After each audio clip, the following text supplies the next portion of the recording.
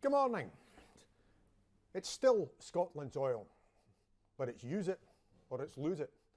Last week, John Swinney called out that it's Scotland's energy. And he was right. I support him in that.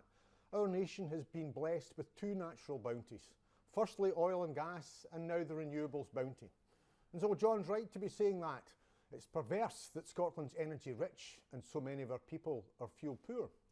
But while he was vocal about renewables, he was reticent about oil and gas. Oil and gas is still there, but it's receding fast, not in terms of the oil that's available, but in terms of the work and the business that relates to it. And that's why we're calling today for the SNP to come off the fence. It's 50 years ago since oil was first discovered. I was a supporter of the SNP in those days, and I remember the campaign posters. It's his oil, it's her oil, depicting people who were in straitened and challenged circumstances, whose lives could be transformed by what had been discovered off Scotland's shores. And they should have been, because we only need to look at the wider North Sea sector to see what happened. Because it's a tale of two countries. Because when Scotland discovered oil, it wasn't simply here off the shores of Aberdeen in the northeast of Scotland, and indeed all around Scotland. It was also across off the shores of Norway, Stavanger, Bergen, and other communities there. And we look at what has happened in those 50 years. Norway, having discovered oil, now has a sovereign wealth fund that's worth $1 trillion. That benefits not just past generations, current generations, but future generations. They also have their own state-owned energy firm, Equinor, not only vibrant in the Norwegian sector, but they're the ones that will be operating Rosebank if, as I believe it should be, is given the green light to start exploration. They're also involved in Scotland's onshore and offshore wind. Norway has done well with oil. And what about Scotland? Well, we don't have a nationalised energy company here in Scotland. We've just got GB Energy that has a brass plaque here in Aberdeen, but few staff and does even less. What has Scotland got? Well, we've seen the closure of Grangemouth refinery. Scotland now is in the absurd position of being the only major oil producer, and when we talk about major oil producers, we talk about the top 25 countries.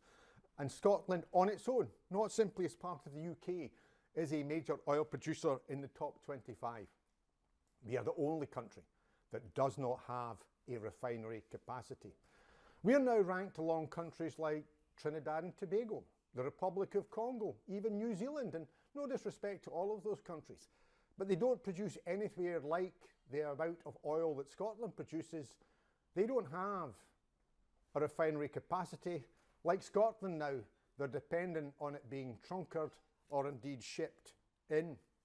And now we've also seen Mossmoran, the ethylene plant, because people forget that oil and gas, it's not simply about diesel and petrol, it's also about plastics and other derivatives from the fossil fuels. So what's happened? Why are we in this situation? Well, of course, Scotland doesn't control its own sovereignty and therefore doesn't control its own sovereign wealth, and therefore has kicked goodbye to a sovereign wealth fund the same as Norway. But they've seen the actions of the Tory and Labour governments because they knew the wealth that Scotland exists. That's why the Macron report was buried. And what they've done is use it to support sterling when they knew it was overvalued. They've done it to undermine the trade union movement, as we saw with Thatcher. We've seen it with Blair to fight foreign wars that were indeed illegal, not to benefit Scotland and the Scottish people. But more lately, it's been policy decisions. The decision taken by the Tory government for the Energy Profits Levy, that has been crippling the industry. They were warned what would happen. They were warned that businesses would retract. They were warned that jobs would be lost, and that is happening almost on a daily basis when I speak to business leaders and indeed trade unionists here in the city of Aberdeen. So that was the start of it. It's been compounded and continued by Rachel Reeves, so that is the real problem. It's also not helped by the fact that we have not been making further exploration and further drilling and development. Ed Miliband, the Energy Secretary, offered a minor change that you could have some environment and checks nearby where an existing well exists. That's not good enough. It doesn't go far enough. and it won't provide for the sector. It won't address the damage of the EPL, which has to be vastly reduced or indeed abolished and changed with some more sensible form of taxation that balances the need of the exchequer, but also doesn't, as the saying goes, kill the goose that lays the golden egg, which is what has happened. But, as I say, there's also been a position of no new development. That is costing jobs, and that's where the Scottish Government has to step forward. Because although this is a decision ultimately with the Westminster Government, let's remember that we do have powers here in Scotland. They may be limited, but it's also important in terms of where they position themselves. That's why the Scottish Government rightly has a Minister for, and indeed a Cabinet Secretary, for climate action and energy. If you check the website, you will see that within her specific portfolio for Gillian Martin, there is energy, and indeed as oil and gas is specifically referred to.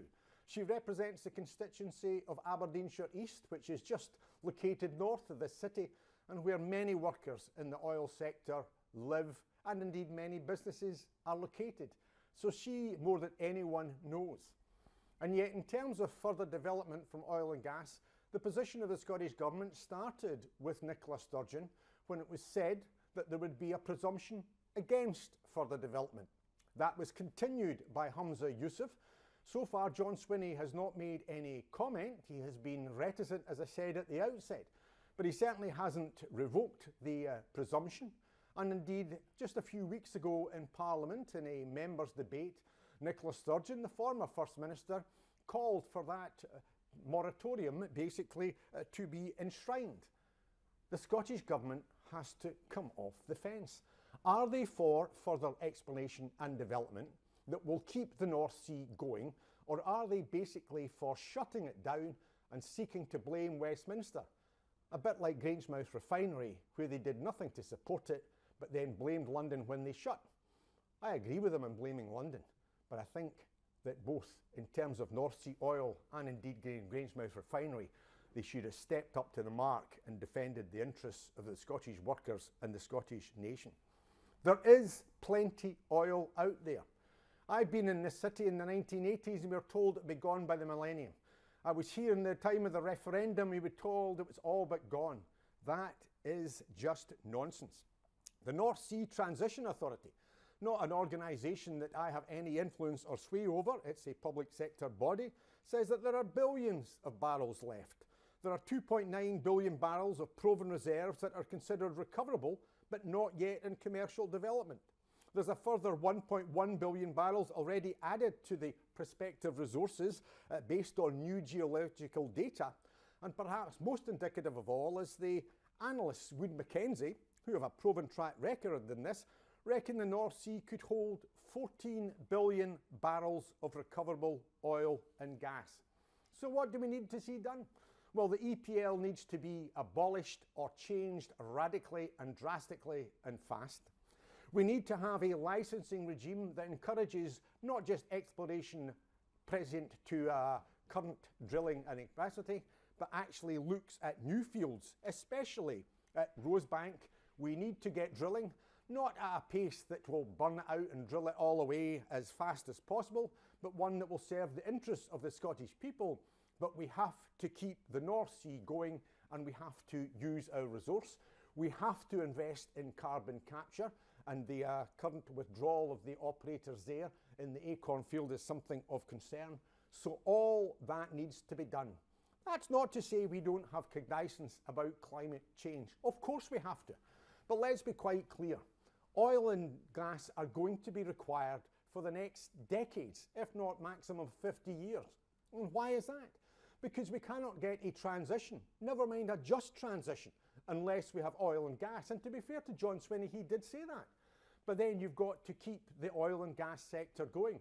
But if we don't keep the oil and gas sector going, then let's remember that there'll be no diesel, marine diesel, or indeed diesel for vehicles on land to service what's required in offshore or onshore turbines.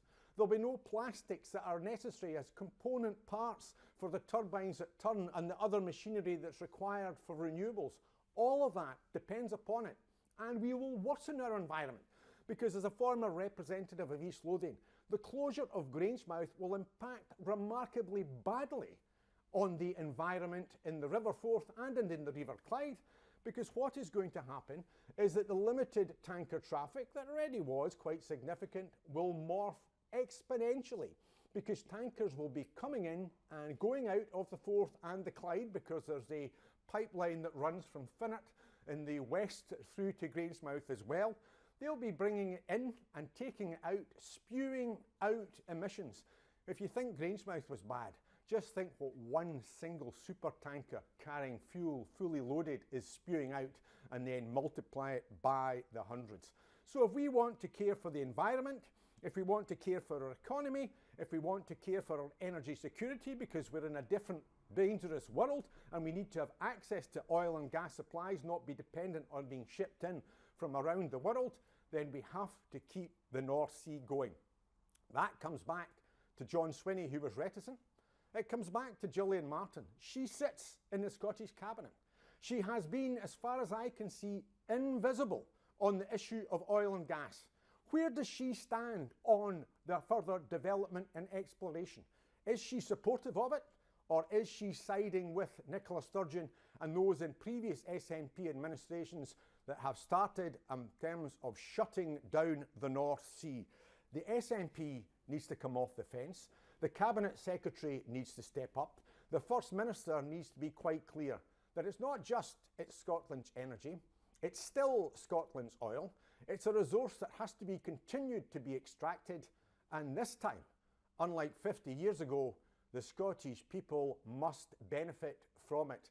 It is time to get control of our own resource and take control of our own country and sovereignty. Thank you.